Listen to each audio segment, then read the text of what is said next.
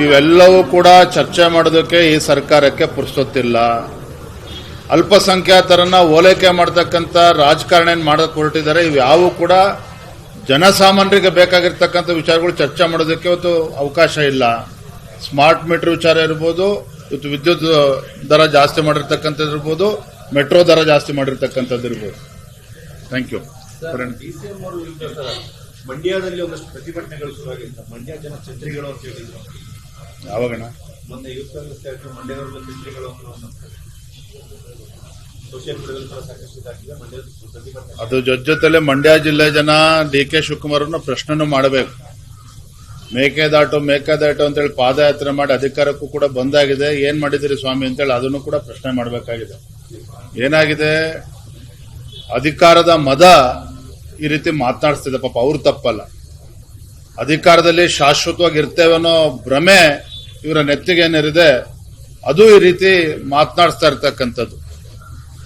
ಕೇಳಿ ಡಿ.ಕೆ. ಶಿವಕುಮಾರ್ ಅವರು ದೇಶದ 2ನೇ ಅತಿ ಶ್ರೀಮಂತ ಶಾಸಕ ಅವರು. ಹಾಗಾಗಿ ಇವೆಲ್ಲವೂ ಕೂಡ ಈ ರೀತಿ ಮಾತಾಡಿಸ್ತಾ ಇದೆ ಅಂತೇಳಿ ನನ್ನ ಭಾವನೆ. ಇದ್ರ ಜೊತೆಗೆ ಬಹಳ ಪ್ರಮುಖವಾಗಿರ್ತಕ್ಕಂಥ ವಿಚಾರ ಅಂತ ಹೇಳಿದ್ರೆ, ಇವೆಲ್ಲವೂ ಕೂಡ ಚರ್ಚೆ ಮಾಡೋದಕ್ಕೆ ಈ ಸರ್ಕಾರಕ್ಕೆ ಪುರ್ಸೊತ್ತಿಲ್ಲ.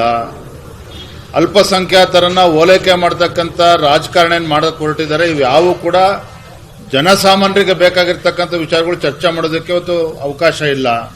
ಸ್ಮಾರ್ಟ್ ಮೀಟರ್ ವಿಚಾರ ಇರ್ಬೋದು, ಇವತ್ತು ವಿದ್ಯುತ್ ದರ ಜಾಸ್ತಿ ಮಾಡಿರ್ತಕ್ಕಂಥದ್ದು ಇರ್ಬೋದು, ಮೆಟ್ರೋ ದರ ಜಾಸ್ತಿ ಮಾಡಿರ್ತಕ್ಕಂಥದ್ದು ಇರ್ಬೋದು.